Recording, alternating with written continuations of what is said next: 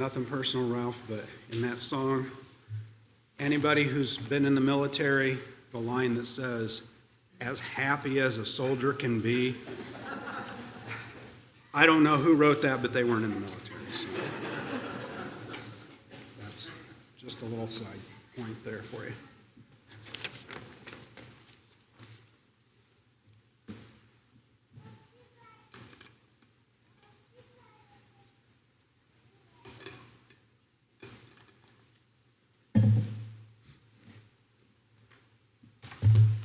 Giving me a moment to get set up here.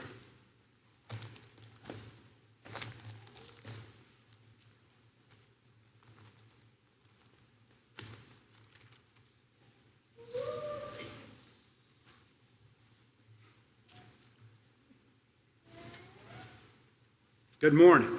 Good morning. That was pretty good. Thank you. We have visitors this morning, and we appreciate your presence.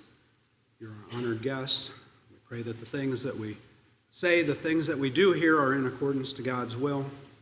And we appreciate you attending. I've made this comment before, but on deployments, when I would stand up and preach, I would make the comment, we appreciate your presence here, because there are certainly other things that you could be doing this morning. And on a military base in the Middle East, it might have a circumference of maybe 10 miles on a big base. Sometimes they're smaller, so your options are much more limited on what you could be doing on Sunday morning besides worshiping. But here you have a lot more options, and we appreciate that you've chosen to come and worship our Lord. Is the microphone on?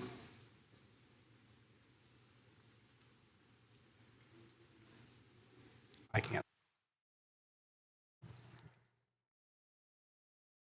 How about now? Okay.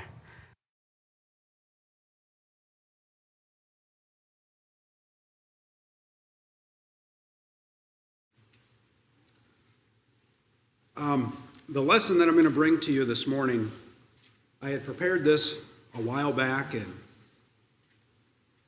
it was a lesson I set up. Circumstances came in, sickness, COVID, all that kind of stuff. Delayed it. I was going to preach last week. I was supposed to go to drill for the Army. Ryan graciously covered that lesson for me. Then they canceled, and I called him up, and I said, "Hey, they canceled on me. I can make it." And he's like, "No, I got this." So finally, I get up here to do this. So hopefully it was worth the wait. But the funny thing was, Jeff's lesson this morning, if you were in class this morning, ties right into what I'm talking about. So maybe there was a reason for all the delay. The lesson is coming from song number 80 in the, I guess we call it the big supplemental book. We don't really have an accurate name for that. But Jesus, Draw Me Ever Nearer. And you might have noticed that I like to preach sermons that are taken from songs that we sing, and sometimes other, secular songs as well. One of the reasons I like to do that is most of the outline's already laid out for me. All the verses are right there. I'm just keying in on, points of the lesson. But also, when we sing the songs, we should be focusing on the words that we're singing. We should focus on the message that's being presented in the song. And when we kind of dive into a song like this, hopefully that brings more depth, more meaning to you. And there's certain songs that, when we sing them, that can really affect you. That's the beauty of music, is that it can really touch your heartstrings. And this is one of those songs that a lot of times when I'm in the audience and somebody is leading the song, it's hard for me to get through the whole song. And I know there's some other people here with this song that have that same attitude, that you're singing the words and it's just hitting hard, and it's hard to get through. I even listened to it on the way in this morning, and it was still kind of hard to get through there. So let's go ahead and dive into it. The first verse is, Jesus, draw me ever nearer, as I labor through the storm. You have called me to this passage, and I'll follow, though I'm worn. This song is a petition to Jesus to draw us closer to him as we're going through our life,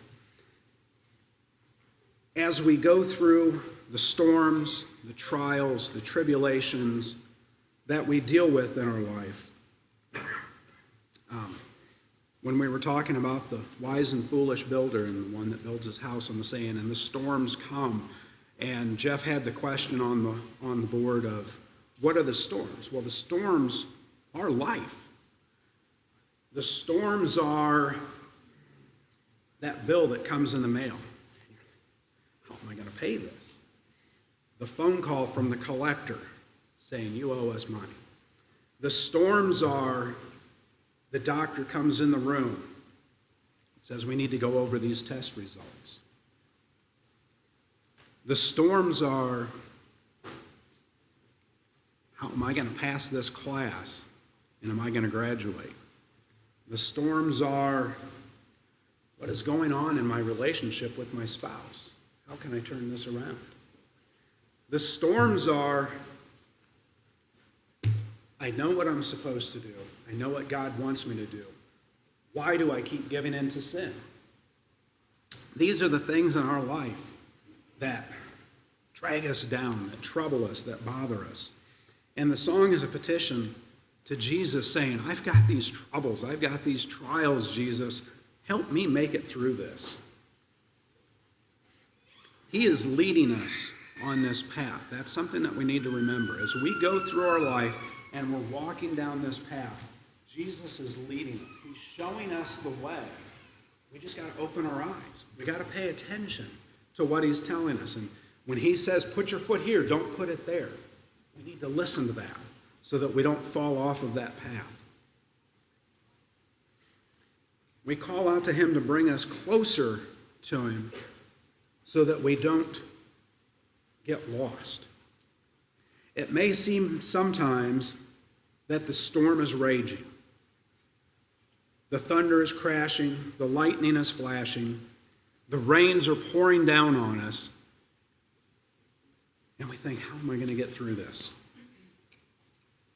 If you've ever driven down a highway at night in another state, an area you're not familiar with, and the rain starts pouring down, and it's dark, and the windshield wipers are on full speed, and you just still can't see,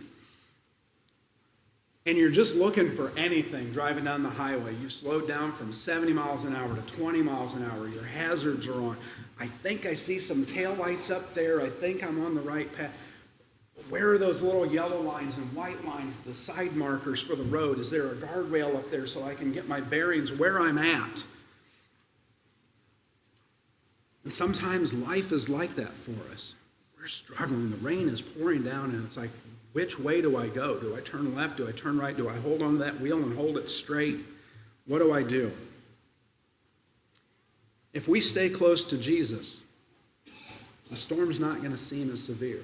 It's not going to be as severe as we think it is, because the fog lights are on and we can see those markers up ahead and we know we're on the right path.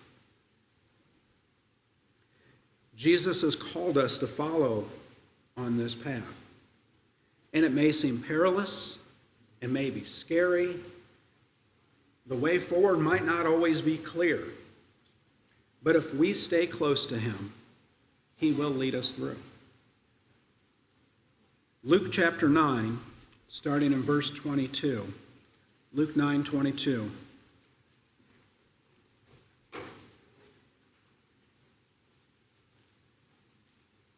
The Son of Man must suffer many things and be rejected by the elders, chief priests, and teachers of the law. He must be killed and on the third day be raised to life.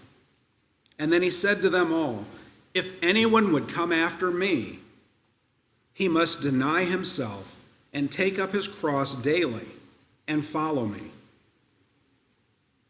For whoever wants to save his life will lose it, but whoever loses his life for me will save it. What good is it for a man to gain the whole world and yet lose or forfeit his very soul. If anyone is ashamed of me and my words, the Son of Man will be ashamed of him when he comes in his glory and the glory of his Father, of the Father and the holy angels.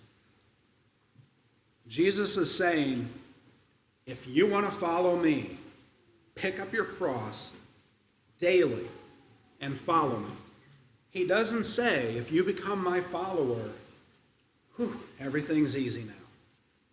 No more struggles, no more pain. Sorry, Ralph, I can't remember what the word was, the make it and take it gospel, or something like. Name it and claim it. Name it and claim it. I'm a disciple of Jesus. My bank account's full. My life is good. Everything's wonderful. Right there, we just read. Jesus doesn't promise that. They're going to persecute me. They're going to put me to death. And I want you to pick up your cross. They might not have understood then, before the crucifixion, what he really meant when he said, pick up your cross and follow me. It wasn't until he picked up his cross and walked to Golgotha that they understood what he meant. But he says, pick up that cross and follow me. It's not going to be easy. It's going to be hard. You're going to have trouble. But follow me. Follow his footsteps. Follow the path that he takes us on. Sometimes I think about the Lord of the Rings movies or books. And if you haven't seen it, spoiler alert, I'm going to give away the ending. But in the Lord of the Rings, the two hobbits, Frodo and Sam, have the Ring of Power. And they have to take the Ring of Power back to the mountain that it was created in and destroy it to defeat the evil enemy. And they take this ring, and as they get closer to that mountain, the ring, the power that that ring has, the evil that's in that ring, weighs down Frodo. He can barely walk. The ring is telling him, don't go there, don't destroy me. It's actually wanting him to turn him back over to its master. And it burdens him and it weighs him down. And as they travel through this treacherous land, enemies all around them, certain death at any moment, it's so hard for Frodo just to pick up his feet, just to move foot by foot. And if it wasn't for Sam, his trusty friend, he never would have made it to the end of that journey. Sam would encourage him, force him to eat something, force him to drink the water. Sam would be, take the last of the water. You need it more than I do.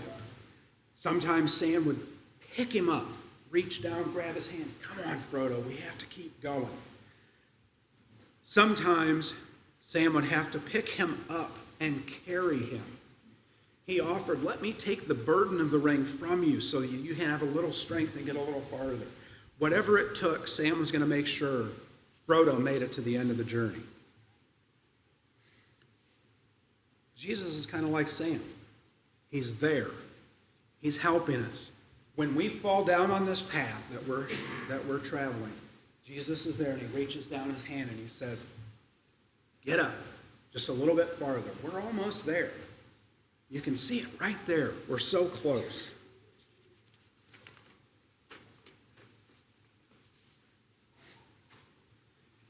If we listen to him and we follow him, he will give us encouragement and guide us on that path. And even at times, he might have to pick us up and carry us because things are just so rough or just such a struggle. But he'll carry us through the roughest parts of the journey. He called us on the journey, and we need to follow him, even when we're tired, when we're sick, when we're worn. Next one. Jesus, guide me through the tempest. Keep my spirit stayed and sure. When the midnight meets the morning, let me love you even more. I had to look up the word stayed. I don't even know if I'm pronouncing it right. But the definition is sober, respectable, somber, serious. So Jesus keep my spirit sober so I can focus on what I need to focus on, not be distracted. Keep my spirit somber. Keep it serious. If you've seen the Lord of the Rings movies, there's a moment where they have to walk through this mountain pass, and it's barely wide enough for a person to walk. That's a moment you want to be serious, right? Because if you're just kind of walking along, looking around, oh, look at that over there, and you're kind of laughing and joking with your friends, and you're right on the edge. I'm not going to do it, I'll fall, hurt myself. But you're right on the edge, and you're not really paying attention. You're not being sober-minded. You're not being serious about the peril that's there. What's going to happen? You can fall. So, Jesus, keep my spirit serious, somber. Now, that doesn't mean we can't have fun in life. We can't have a laugh in life. But this journey we're on is serious. The destination is serious. If we fall off that cliff, that's serious. So, Jesus, help me to keep that perspective as I'm going through my life. In the middle of the tempest, it's easy for us to lose our way. The winds are swirling around us. The rain is falling, getting in our eyes. It's hard to see. How am I going to stay on this path? Stay close to Jesus. He's asking us to stay beside us. We're asking him to stay beside us, hold our hand, and help us keep our wits about us in the middle of our trials. If we stay focused on our destination and not allow ourselves to get sidetracked by the concerns of our life, all the trials, the tribulations that we go through, we'll be able to follow him. We have concerns. We have worries. We have trials. But we need to remember, I got to get to the destination. Matthew 8, verse 23.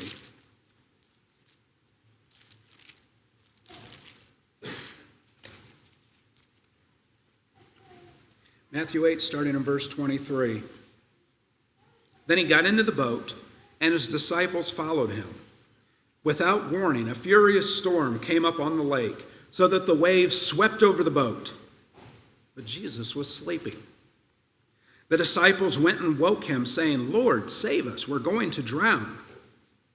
And he replied, "You of little faith, why are you so afraid?" Then he got up and rebuked the winds and the waves, and it was completely calm. The men were amazed and asked, "What kind of man is this? Even the winds and the waves obey him." When we read passages like this, sometimes we just read through the words. Kind of like when you text somebody and you send the text and you have what your intent or your emotion behind it was, and they read it and they're just reading words and, why are you yelling at me? I wasn't yelling at you. Well, you used all caps. Oh, I didn't realize my cap lock was on. The intent doesn't get there. In this one, it says that the disciples went to him. Now, the picture of this is they're on a small boat. They're out in the middle of the water. A storm comes up. Waves are crashing over the boat. It's probably tipping back and forth, and there's probably lightning and thunder, and they think that they're going to die. They're on this boat. It's going to capsize. They're all going to drown and die. And they go to Jesus, and it says, "Lord, save us. We're going to drown." I don't picture in my mind that that's how it was. Like, "Hey, Jesus, could you wake up? We're going to drown." I think they were in a panic. "Lord, save us. We're going to drown." And Jesus wakes up, and how does he respond? "You of little faith. You've got me here. Why are you afraid?" And how many times in our life do we panic? What am I going to do? Lord, save me. Jesus, help me. And he's like, "It's all right. I got this." The almost 30 years that I've been married to Kim, there's been a few times that she's been on that, oh my goodness, what's going on? And I'm like, it's okay, but most of the time it's me that's, what are we going to do? How are we going to get through this? And she is the one that says, it's all right. Put it in God's hands. He's got this. We'll get through it. You know, whatever the situation might be, she'll always give me that little nudge of, hey, Jesus has got this. You know, the economy could collapse, inflation's out of control, and the dollar's going to be worthless, and it's wheelbarrows full of money to get a loaf of bread, and what are we going to do? And she's like, Jesus said, we'll have food, we'll have clothes, we'll have the necessities. I think I just taught a lesson on that. Do not worry. One of the reasons why I picked that one out of the list. Don't worry. Now, we should be concerned about things. We should prepare for things. But the disciples are in a panic. We're going to die. Didn't they realize they had the Son of God in that boat with them? And it's like, okay, maybe he'll do something. And he stands up and just calm. And everything stops. Now, is Jesus going to do that in our life? When we're in the midst of everything going wrong and everything's falling apart, is Jesus going to come in and say, calm, peace, be still, and everything's going to be good? Probably not. But we get the peace in understanding that he's got this. And no matter what the doctor says when he comes in and sits down with us, no matter what the circumstance is, look at that final destination. Where are we heading to? That's what we need to focus on. He doesn't promise that the storms aren't going to arise, that troubles won't come. When Shadrach, Meshach, and Abednego refused to bow down, and the king was furious and said, I'm going to throw you in the furnace unless you bow down. Their response, the God that we serve is able to save us. They knew full well if God wanted to save them from that furnace, he would save them. But even if he doesn't, we're not serving you, we're serving him. So they knew God is able to save us from this furnace, or God might let us die in that furnace. But guess what? We're following God. Whatever struggle we have, whatever trial we have, God could remove it from us. Or he might make us go through that. There might be a reason for it. We won't know until we get to the end of the journey. But it might be there. Whatever fires or storms that we're enduring, Jesus is there with us. He might not prevent the pain, but he will help us through the pain. Like the phrase, it's darkest before the dawn, when it seems that things are at their worst, when we think that we cannot go on another step. If we hold on, the light will dawn. The sun will begin to rise over the horizon. When we see our deliverance, we will love Jesus even more. In the movies, there's always that scene where the bad guys are chasing the good guys, and the good guys are going and going, and I just can't go any farther. I can't take another step. And the darkness is there, and it's the middle of the night, and they don't know where the enemy is. We could be surrounded. We could have lost them. We don't know. And right when they're at the point of, do I give up? The sun starts to come up over that horizon. And as long as we stay close to Jesus, we're going to reach that point. When the midnight meets the morning, let me love you even more.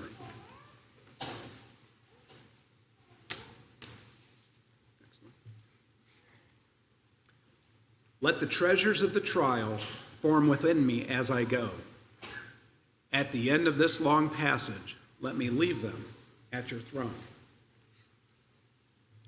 When diamonds are formed, when carbon is exposed to extreme heat and extreme pressure, the trials that we go through form within us the wisdom and the character that God is looking for, that he has put within us.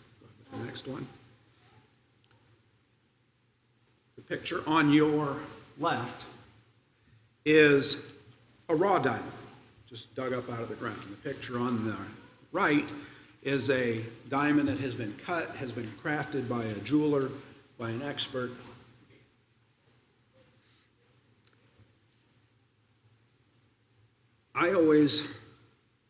This is just my interpretation, as we go through this journey of our life and we go through these trials, that diamond is forming inside of us. And if you were to walk out in your driveway and see the one on the left, you'd pick it up and go, oh, that's pretty. And it's a pretty rock, and it's got value. You might not realize the value that it has, but it's not until it's cut. And in my mind, we form that raw diamond through the trials that we go through. The tribulations that we have form that raw diamond in us. And when we get to heaven, I picture that God is going to take that diamond and start to cut and reveal the brilliance, the beauty that is in it. Just like the passage about the potter and the clay, God will mold us and make us into what he wants us to be. The book of Job, I love the book of Job. I love the story. Here's a man who lost everything. The very beginning of the book, he loses his children. He loses his wealth. He loses everything. Satan just strikes him over and over and over, saying to God, if you let him suffer, he'll curse you. He'll deny you. And God says, go ahead. And I like the book. I'll be honest, I like to read the beginning of the book and I like to read the end of the book. It's a long book with a lot of discourse in the middle of it. But there's so much wisdom that's put in the middle. Why did God make the story such a long story? Because there's a lot in there that we can glean from it. That journey that Job goes on. I think it's interesting that Satan strikes him, takes away his children, takes away his wealth, takes away his servants, but left his wife. And I've already said, my wife is the one that says, it's okay, we're going to get through this. Job's wife, however, was the opposite. She said, why don't you curse God and die? Satan knew what he was doing leaving her there. Just curse God and die. Why are you suffering like this? He's covered in boils and pain and, But through this discourse, he doesn't understand, why are you doing this to me, God? Why am I struggling like this? Why did all my children die? Why did all my wealth and my flocks and my servants and all that? Why is all this terrible stuff? Why am I suffering with this health issues that I have? And at the very end of the book, God comes to him and says, you don't question why I do the things I do. You just hold close to me.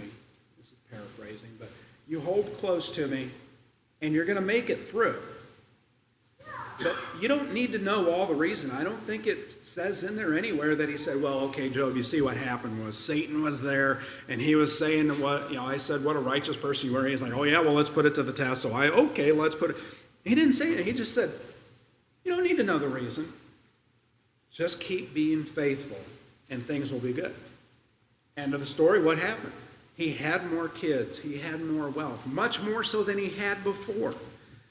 And again, Jesus doesn't promise that in our life, like Job had, we'll be rewarded with the things that we've lost. We'll be rewarded with the things that we suffered through. But guess what? In the next life we will. The family members that we lose in this life, the pain of loss that we go through, we won't worry about that anymore in the next life. The health issues that we have in this life, we won't have that. That rough diamond that we're carrying with us is going to be turned into that brilliant gem. That's God's plan for us. We just have to hold close to Jesus and understand he's going to bring us to that point. All we have to do is stay on that path.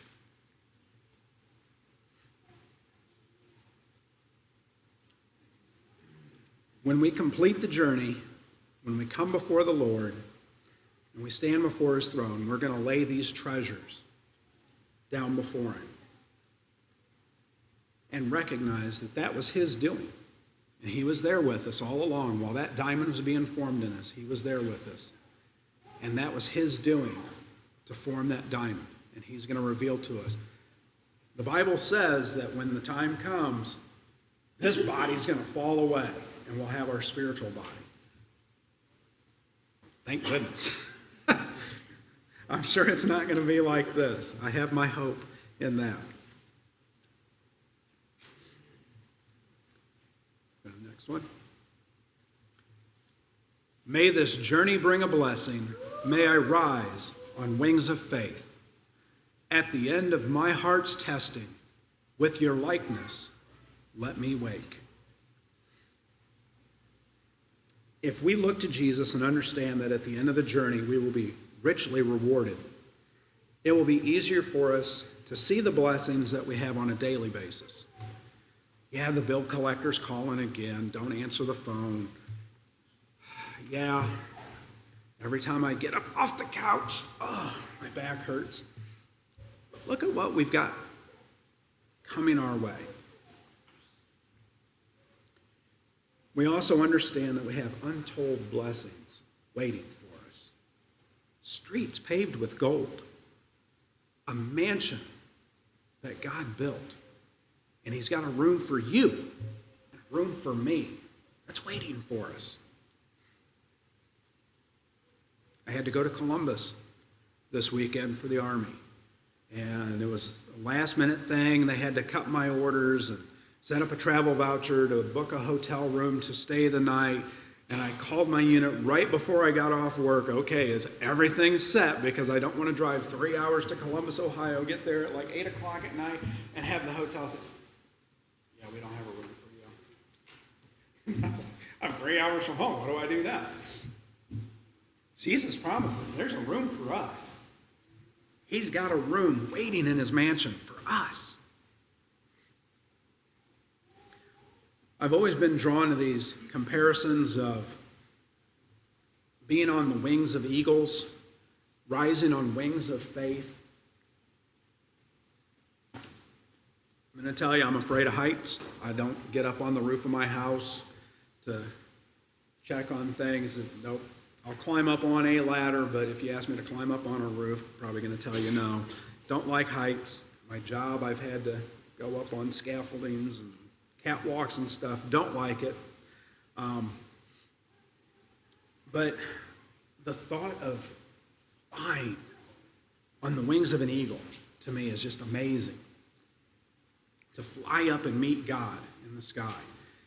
When I was not a Christian, I was a big Carl Sagan fan. And I always thought, he would talk about the billions and billions of stars in the galaxy. And I always thought, I would love to just fly through the universe. And I really hope, I don't know that it's what God has intended for us, but I really hope that when we get to heaven that we can say, hey, can I go fly and go see the stars and the planets and stuff? And he's like, yeah, go ahead, go and explore the universe. I'm hoping that's what he said. I don't know. But I'll be content with whatever he says on that. But to fly up and see Jesus in the sky, to have that, all the burdens of the world lifted away that we can fly, is such an exciting thought to me.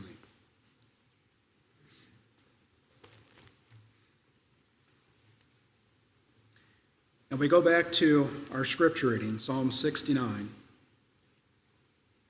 But I pray to you, O Lord, in the time of your favor, in your great love, O God, answer me with your sure salvation. Stop right there.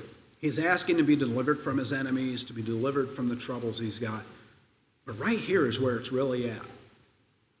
Answer me with your sure salvation.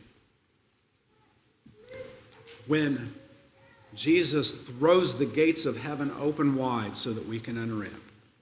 Rescue me from the mire. Do not let me sink. Deliver me from those who hate me and from the deep waters. Do not let the flood waters engulf me, or the depths swallow me up, or the pit close its mouth over me. Answer me, O Lord, out of the goodness of your love. In your great mercy, turn to me. Do not hide your face from your servant. Answer me quickly, for I am in trouble. Come near and rescue me. Redeem me because of my foes. Jesus, help me through this passage. Help me through this trial. Help me on this path that you've set me on so that I can enter heaven. The final request of the song is that when life is over, we've endured all that we've gone through. We've run the race. We've remained faithful to the Lord, that we will wake up and be with him.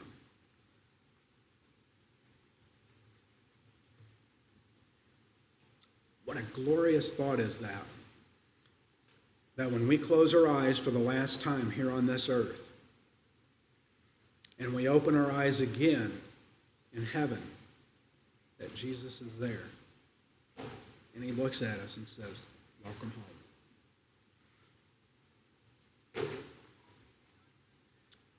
If there's anything that we can do to help you on this journey, anything that we can, prayers that we can give you, if you haven't become a child of God yet and you haven't put your first foot on that path, this is the time right now. Why would you wait? We sing the song, Why Do You Wait, Dear Sinner? There's no reason to wait. Jesus is here. He's holding out his hand saying, whatever you're going through, it's okay. I've got this. Take my hand. Follow me on this path. And look at the destination that we're going to. Keep your eyes fixed on that prize. So if there's anything that we can help you with,